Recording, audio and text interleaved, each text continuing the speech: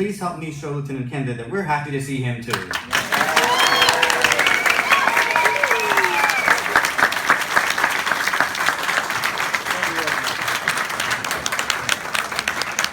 you very much. I am the leader of the Silver Tsunami.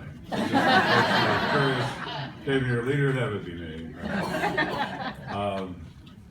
He's right about a couple things. He's wrong about one thing. It wasn't Western Maryland, it was Western Pennsylvania. But it's close enough, you know, just north of the Mason-Dixon line. But anyway, I did work my way up into homicide, as I mentioned in my earlier remarks that I did that, because I felt that it was important for one reason alone. Nobody gets to play God. Nobody gets to decide who lives and who dies. No matter how reprehensible you are, no matter how awful your life may have been, no one has a right to take it from you. And if they do, they need to start looking over their shoulder because they're going to see me. It may take a while, but they will see me. It's what I did. I did that as a mission in life as opposed to a job. When I recruited people for the homicide division, as I got older and got more involved and more in charge and so on, you had to get past me to get into homicide.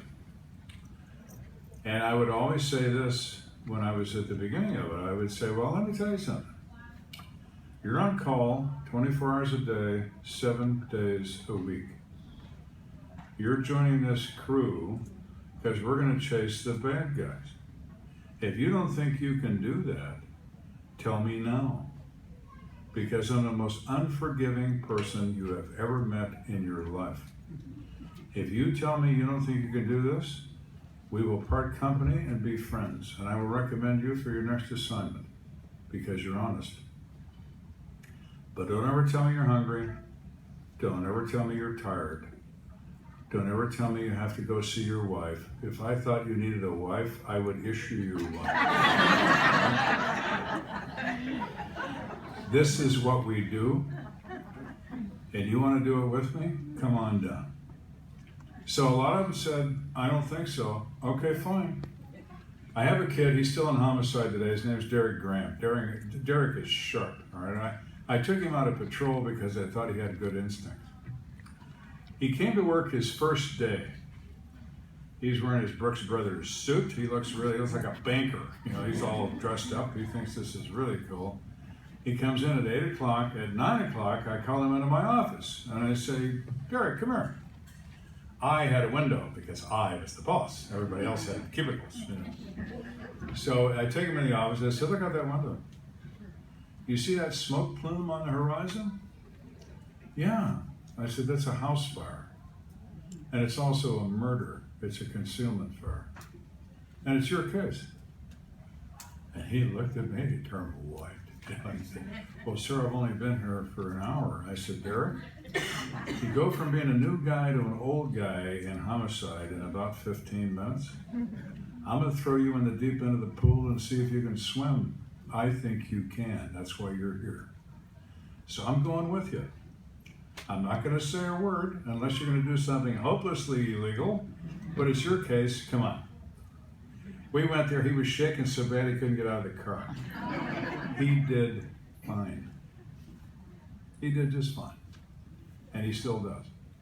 It's baptism of fire. Anyway, during that time you learn about human nature and why people behave in the way that they do. Why do people kill other people? Because their emotion overcomes their judgment. They are so distraught. They are so angry. They are so jealous. They are so filled with rage that the only answer for them at that moment in time is to kill someone. And after they subside, the emotion subsides, then it's, oh my God, what have I done? Then it's, how do I escape this?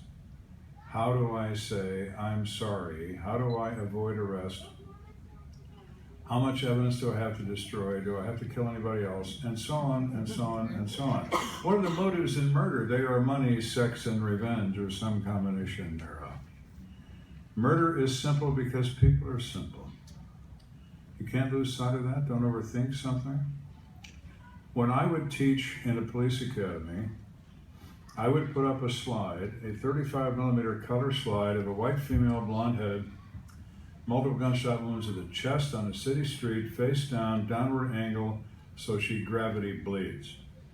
There is a river of blood running in front of her, over the curb, covering the sidewalk an inch deep. You've got an audience of boys and girls who've never even been to a funeral. They've never seen a dead person. They're brand new, they're rookie policemen. And you hear the intake of breath when you put up that slide. Because there it is. Violent death. Now, how did she get this way, boys and girls? Did this happen because her husband of 19 years got sick and tired of her buttering the toast on the wrong side? Or is she there because all blondes are she-devils from hell who need to be eliminated? Well, it could be either one or anything in between. Don't bring your opinions with you when you come to a homicide. You are here to determine what happened, and you have no idea what happened. So let the facts drive your theory and not the other way around. Don't come up with a theory on the way to the crime scene and then beat up the facts to match it. I don't know what happened, and neither do you. So let's see. One of the things people concern themselves with all their lives is, how can I avoid being the victim of a violent crime?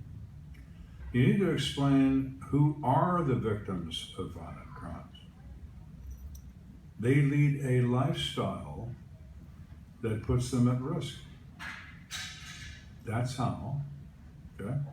Now, can you accidentally catch a stray round walking down the street meant for somebody else? Of course you can. You can get hit by a falling aircraft too, but it's probably not going to happen. There are random killings, but they are a very, very small number of the total number. When I devised a call team for a homicide investigation, I designed this system. I could put any number of detectives in it depending upon the scope of what we were doing, but the system was simple. Have a suspect detective, a victim detective, and a crime scene detective. One each. I could make it 3 or 6 each or whatever I wanted to do, but it was all designed to run this in an organized way. The crime scene detective is responsible to recover and examine physical and trace evidence from the scene. He and he alone is responsible for that duty.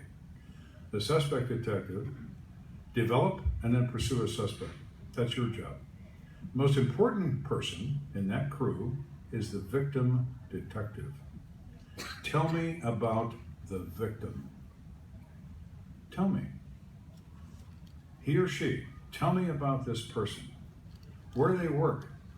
Where do they get their dry cleaning done? Where do they buy their gas? Where do they buy groceries? Who do they associate with? Do they have a secret life? Are they married, but they're homosexual? Are they married and they're bisexual?